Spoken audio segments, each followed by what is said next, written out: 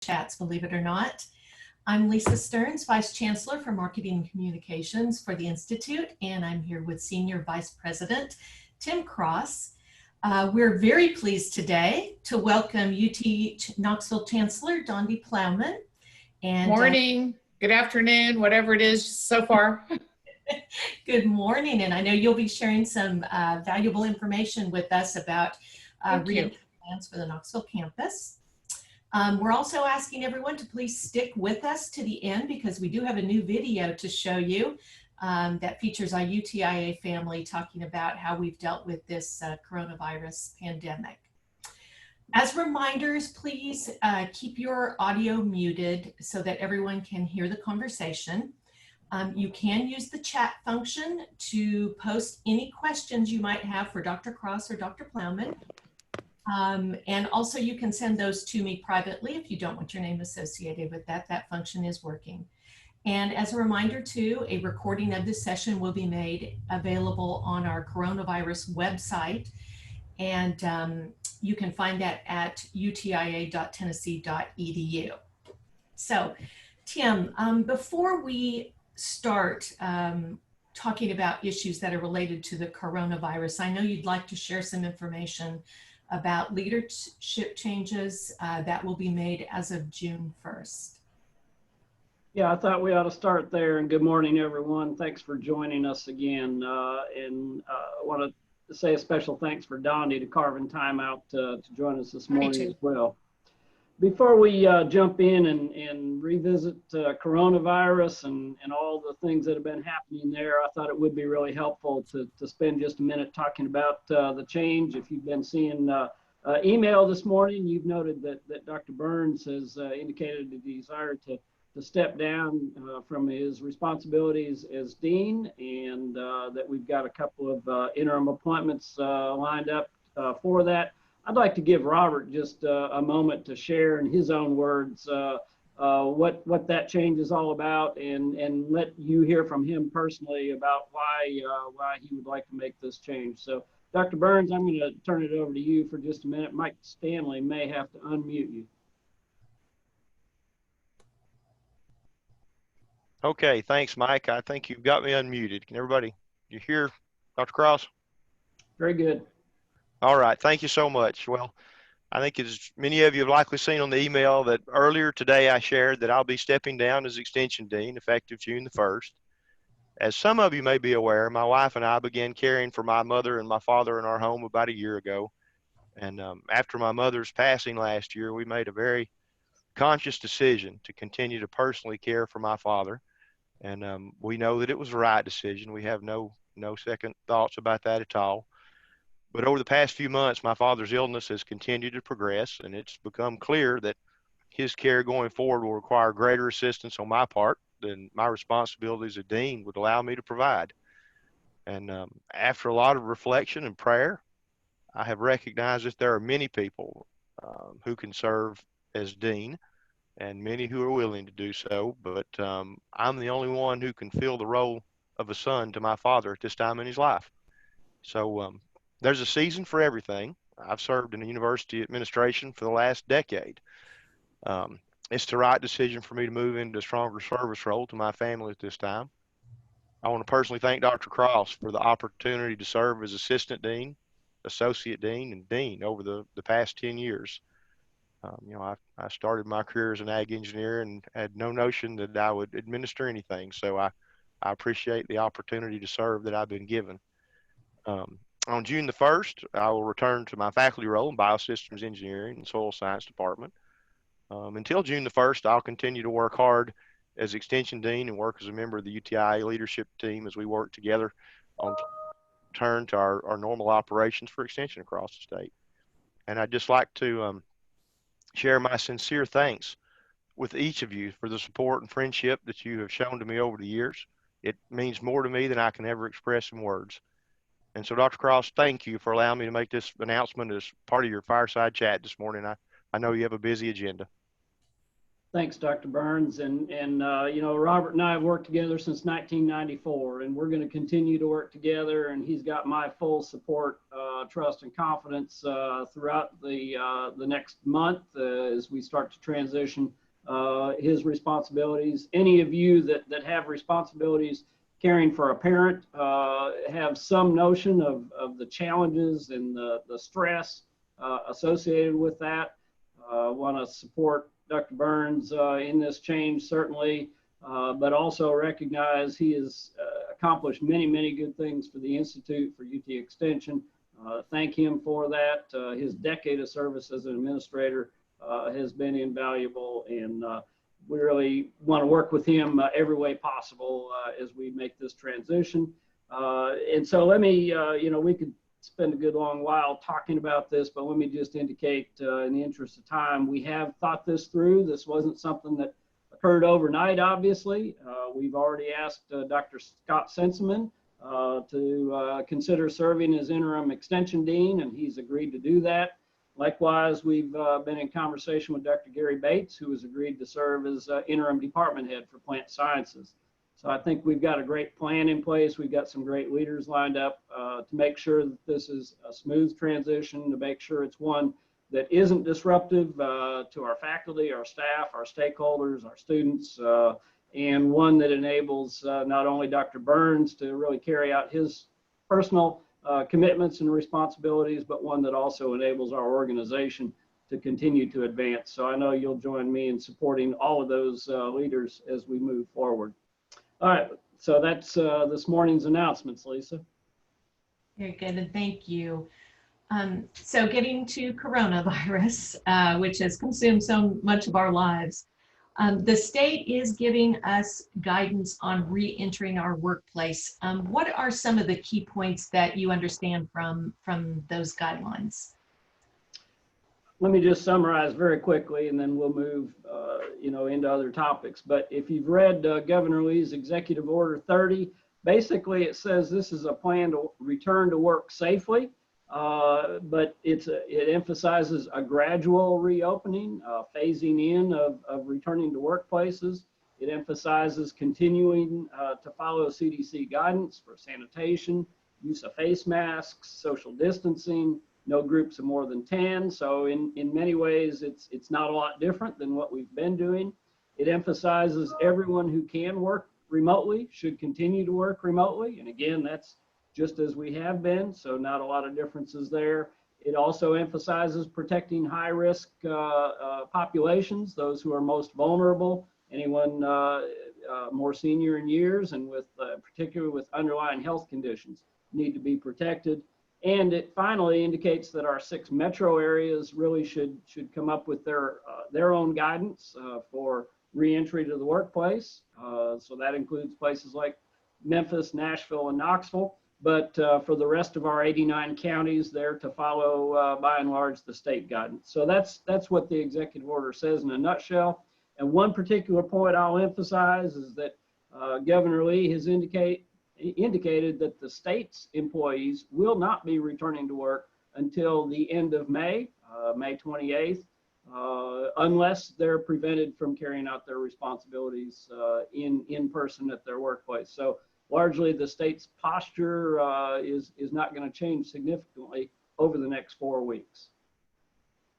Well, UT Knoxville has also released a very comprehensive plan on reentering the workplace for Knoxville-based faculty and staff. Can you and Dr. Plowman obviously share some details with us?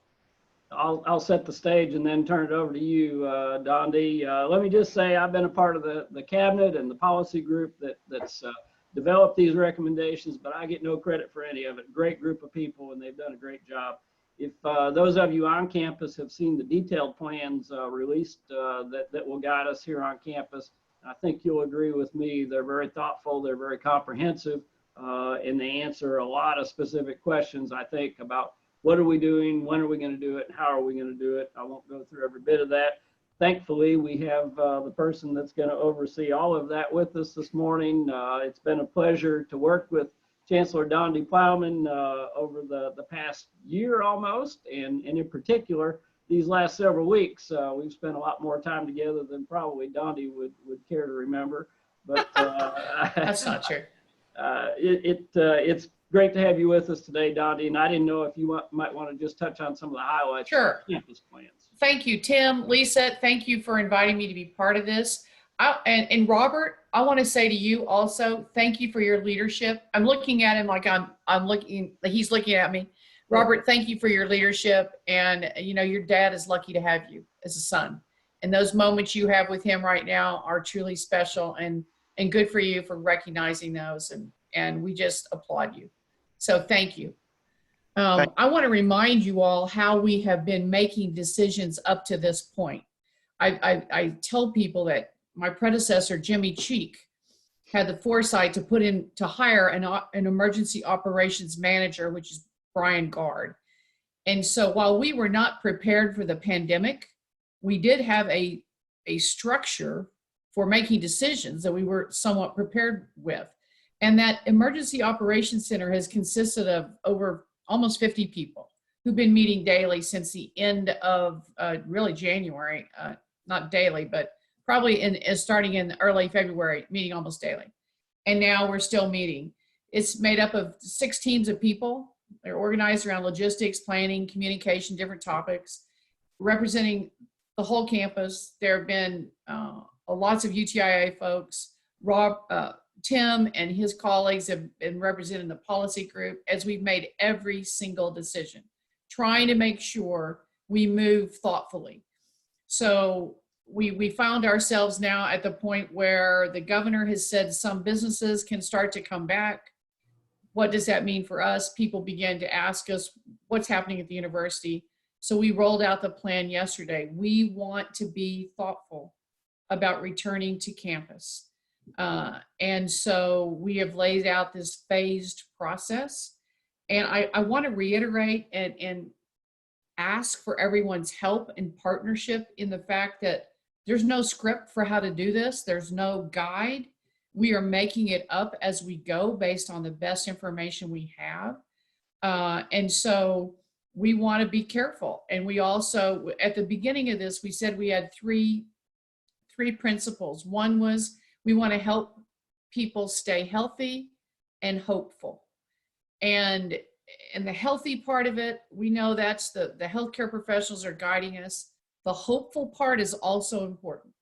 This has been turned everyone's world upside down, students, faculty, staff, and we got to help each other stay hopeful and stay with each other and use this as a time to build people up and not tear people down. And I think we've done a terrific job of that. The second principle was to help students stay on track towards graduation. And we've done that at great expense to faculty who've had to change what they were doing, at great expense to students who had to change what they were doing. And so I think we've done that. The third principle was let's be creative, let's be compassionate, and let's be flexible. And I just can't applaud everyone enough, faculty, staff, and students across the board. I've heard no complaints from anyone about what we had to just overnight do. And it's miraculous. And I'm just so proud of everyone. Now that we're thinking about the question, what does it mean to come back to campus? We're going to do it in a gradual process. So phase 1 starts on May 11th. We have, you saw the list of kind of units that have limited staff on campus.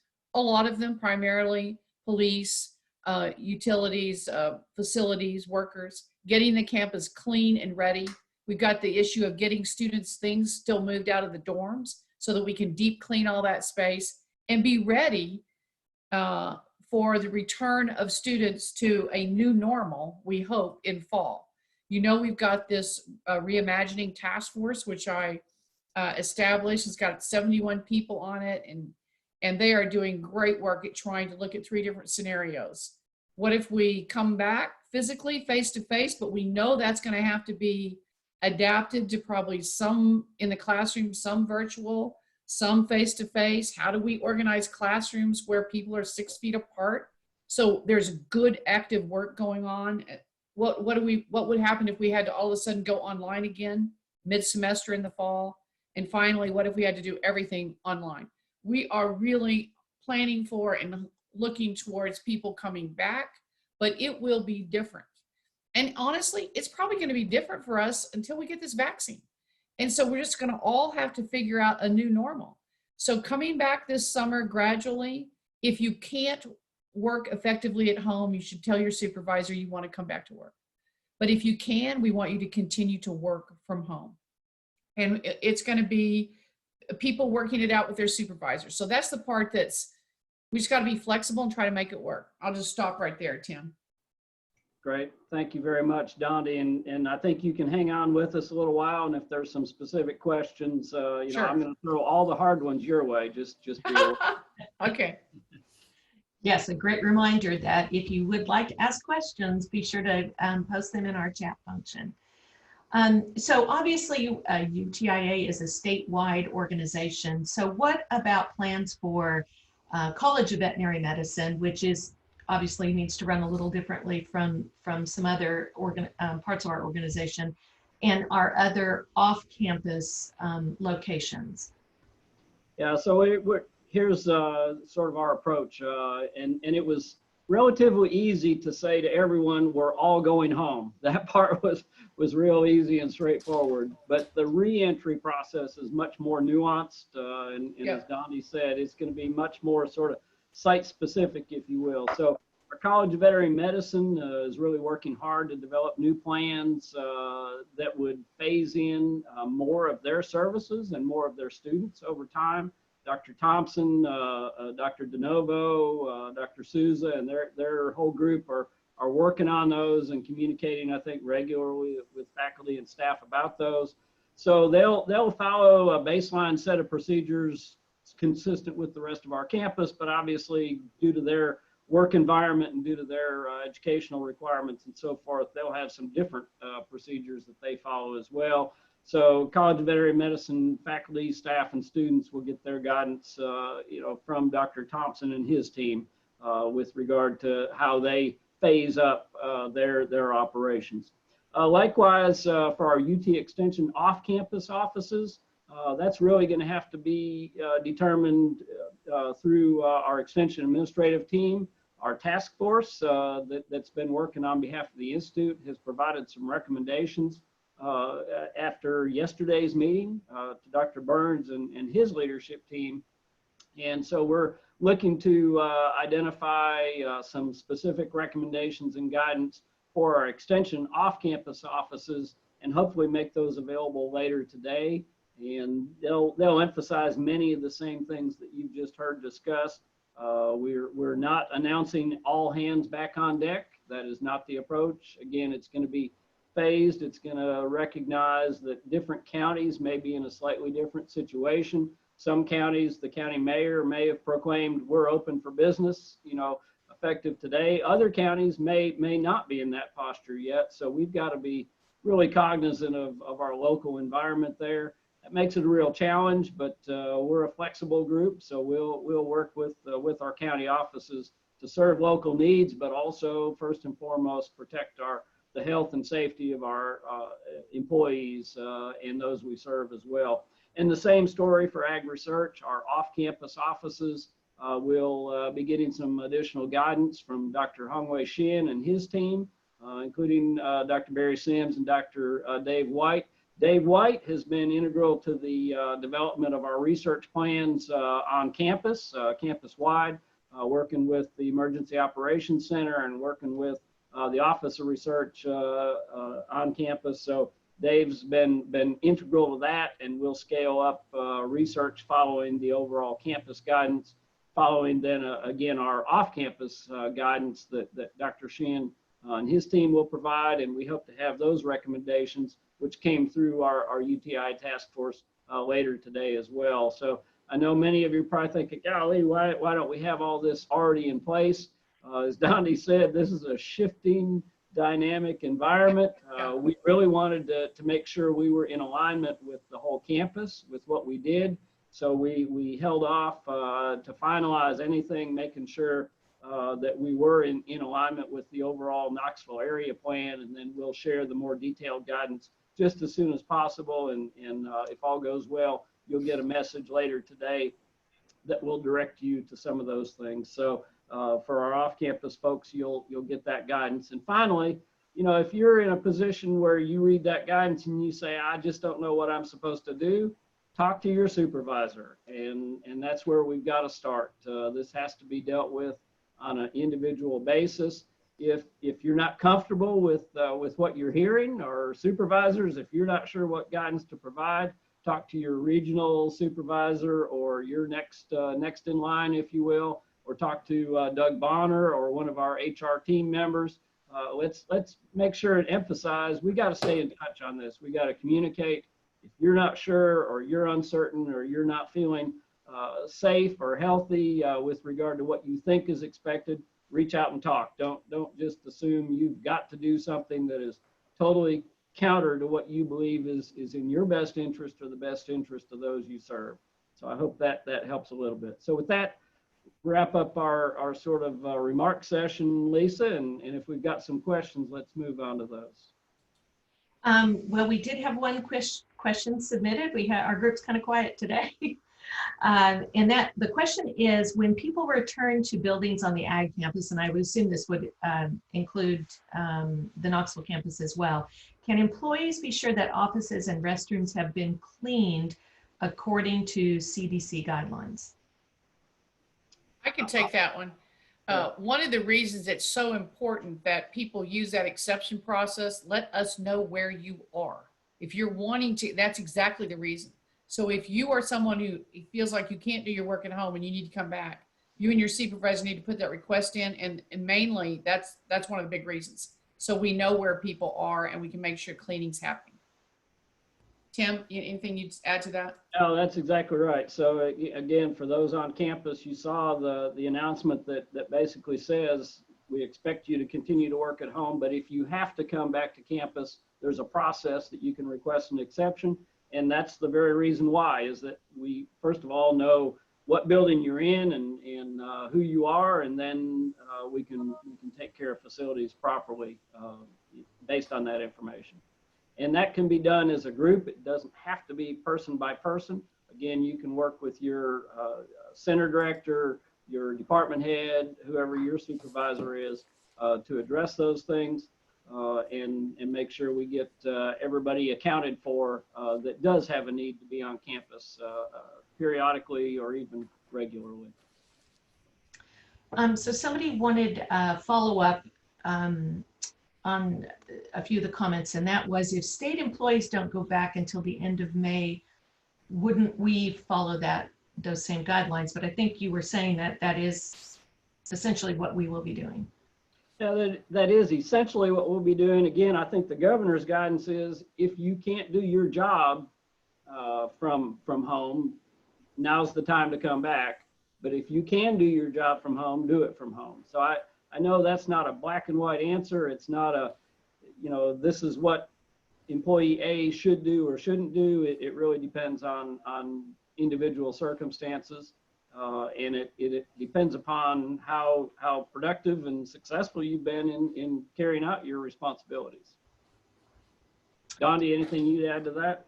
No, I think that's right. He's encouraging a careful and cautious approach back too. So I think that I was just looking for the exact wording, but I think it was, not before May 28th. And if you can continue to work at home productively, effectively, you should do so.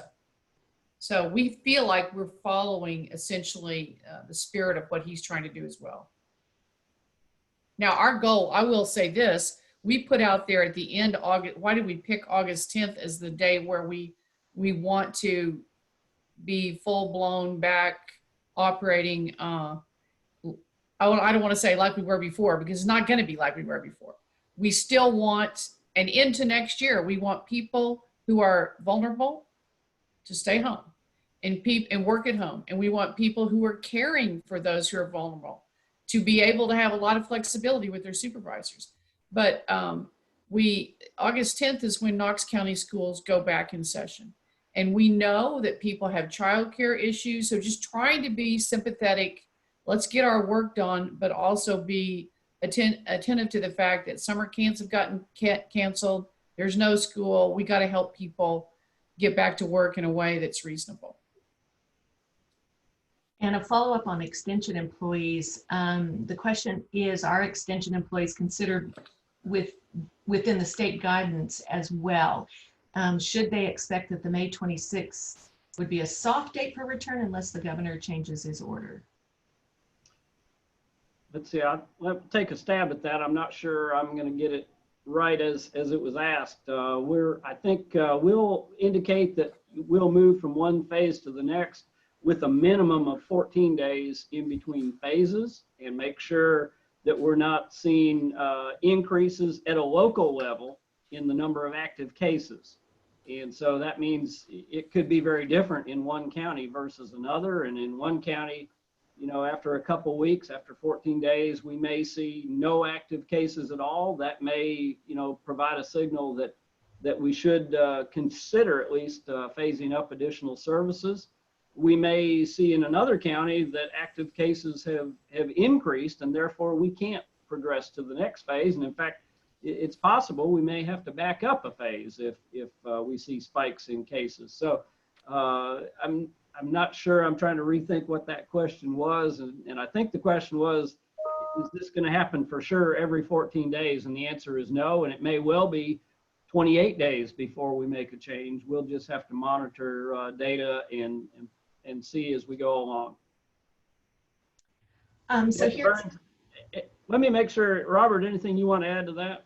Mhm. No, I think that was all spot on, Dr. Cross. As we know, Extension has 102 different office locations across the state, and we're going to work closely with county government to do what's right for our folks and to keep good relationships there.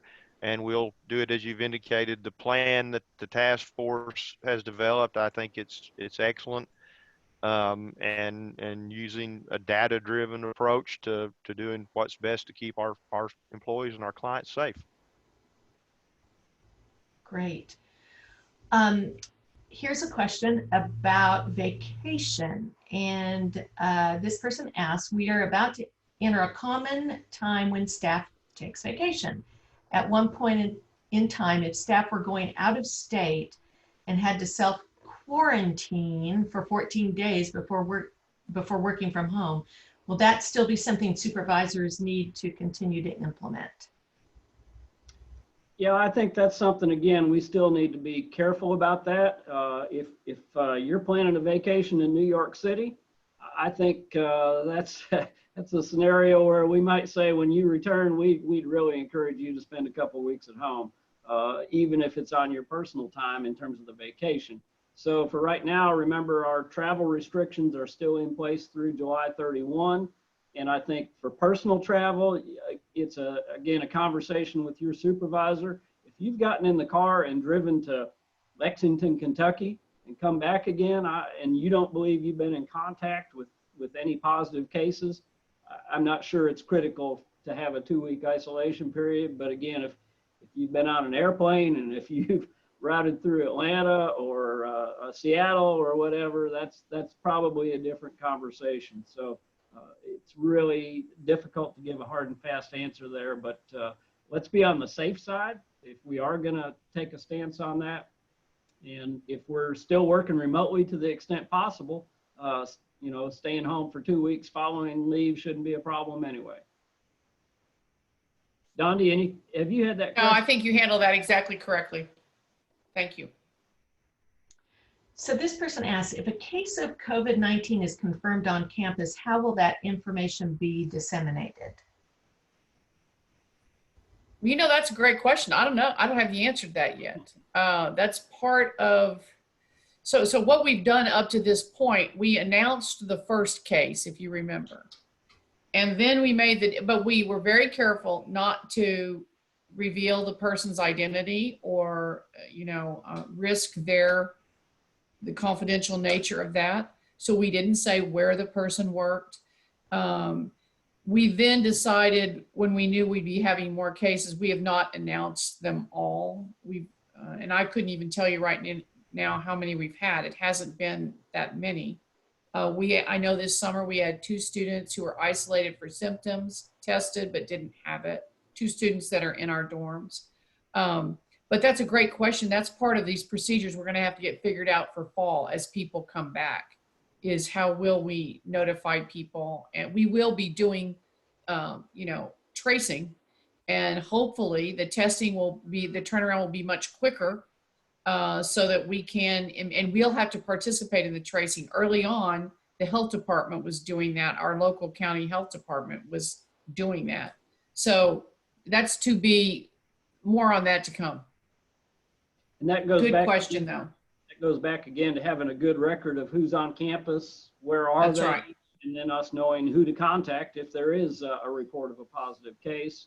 And That's right. I know everybody gets wound up. Gosh, I need to know if anyone has had a positive case. But if we know who's in what building, and the fact that they're reporting to work, we will reach out and directly contact those who may have been in direct contact with any positive case. So we'll do our part to make sure everyone that needs to know does know. So here's a question on return to work, and that is that countries in Europe and just certainly worldwide are finding that coming back to a new normal really is based on testing. And that is really truly a key to safe return. So many companies are really looking into this idea of testing employees before they do return to work. Should that be in the guidelines? And if it isn't, why is it not? So we had this discussion this morning in the policy group about testing, and particularly in return to fall, as we think about all the students coming back, all of our employees being back at work. And we definitely, so we are looking right now at options for how we can test right now if the health center has a procedure for people who need it, but we need to scale that up. So we're working on that for fall. The interesting thing about the testing is if we think of just students. So for example, we were talking this morning about the subcommittee and the task force that's looking at student spaces, dorms, and whatever. So if we said to students that are moving back into the dorms, you need to have been tested before you return, which and show us the test, we could do that, we might. But that doesn't mean that 3 or 4 days later, they won't have run into something. So how do we do frequent testing? Those are all things that we're trying to look at. And talking about protocols, like we're asking employees to take their if they come back to campus, to take their temperature every day and report if it's up and not come. So we've got to think of those same protocols for students, and testing is important. And we know right now the antibody testing is not that reliable. So the testing for the virus is super important. Also, we're talking about encouraging people to get the flu shot, so that to minimize flu, the symptoms of which are very similar in some cases to the symptoms of the COVID. So we would not be having to isolate as many people thinking they might have the symptoms when it was the flu. So those are all things that's why this work of this task force and the EOC we're going to be busy all summer. Thanks for the question. So we have a lot of questions. So I think what we'll do is we'll wrap up with one more and we'll get back directly to some of the other folks who have asked questions. But this question is, and Dondi, probably most appropriate for you, but is there a date by which we can expect to hear a plan for fall semester classes? Yeah, we're feeling the pressure to be clear on what we're intending to do. I can tell you, we're all saying we're making plans to be back for fall. We haven't made a public announcement about that. The chancellors are meeting today with Randy. I'm gonna drop in on the task force on Monday. So we're feeling the pressure. Parents are saying, I'm not going to confirm and pay the deposit until I know, are you going to be back? So just stay tuned on that. I think probably sooner than I had imagined, but stay tuned. Very good. Well, thank you both for fielding many of these questions. Tim, did you have any final thoughts you wanted to share? Well, you know I always do, but let me also ask if Dondi has any final thoughts she'd like to share. thank you for asking me here today. Thank you for doing this. This is great. This is a great thing to do, and I appreciate everyone. Tim and I have had fun. We were having fun before COVID. We've even had some fun during it, but we got a lot of great things we want to do, and we got to get past this and get back to some of that good work we were doing. Thank you. Good. Well, thanks again for joining us today, Dondi. I thought I'd like to sort of wrap up today with a quote I saw in a Tennessee Farm Bureau News magazine. It was an interview or an article actually written by our state 4-H Congress governor. This is a young lady named Carly Cochran from Hickman County. And I thought she had some really good thoughts in her article that she submitted. And it was about her experiences as a 4-H leader, as a part of this COVID-19 experience as well. She said, out of any bad situation comes life lessons, and that is happening in the lives of 4-Hers across the state. The coronavirus is teaching patience, persistence, thoughtfulness, and maybe most importantly, resilience. And resilient members of the 4-H program will return with new skills and a new appreciation for their clubs, their communities, their country, and their world. And I thought, if we all had that attitude, and I believe we do, we'll be thoughtful, we'll be resilient, we'll come back from this, and we'll have a new appreciation for things. So I appreciate Carly Cochran sharing those words, and hope they have a little bit of meaning for you as well. We're getting through this thanks to your hard work, your dedication. We're making progress all the time. So thank you for what you continue to do. And let me just thank also our marketing and communications group for once again working with our faculty and staff and putting together a little message to wrap up our session here today. So I'm going to sign off and say thanks for what you do. We'll turn it over to Mike Stanley. Mike, if you'd cue up our video, and I'll wish everyone the best for a great weekend. Thanks. Consider this time a pause. It calls for patience, understanding, and unity. Our lives have been disrupted. But here's something that will never change. Our pledge, our calling, our mission. Every day, even in the middle of a global pandemic, the UT Institute of Agriculture is dedicated to providing real-life solutions. The way we go about our jobs may be different for now. But we're still hard at work. You can count on us for the information you need to get through this. UT Ag Research is still conducting studies to help our producers grow our food and fiber. The Herbert College of Agriculture is still training tomorrow's leaders who will help feed the world. UT Extension is still helping our farmers, our families, and our young people. The UT College of Veterinary Medicine is still working to improve the health of our animal friends. We will always be a team and a family. Soon, we'll be back. Life will be better. We'll never again take anything for granted. So for now, instead of spreading this disease, we choose to spread hope.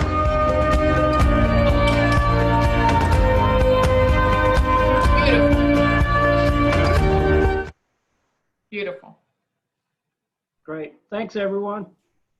Thanks, everyone. Great. Have a great weekend.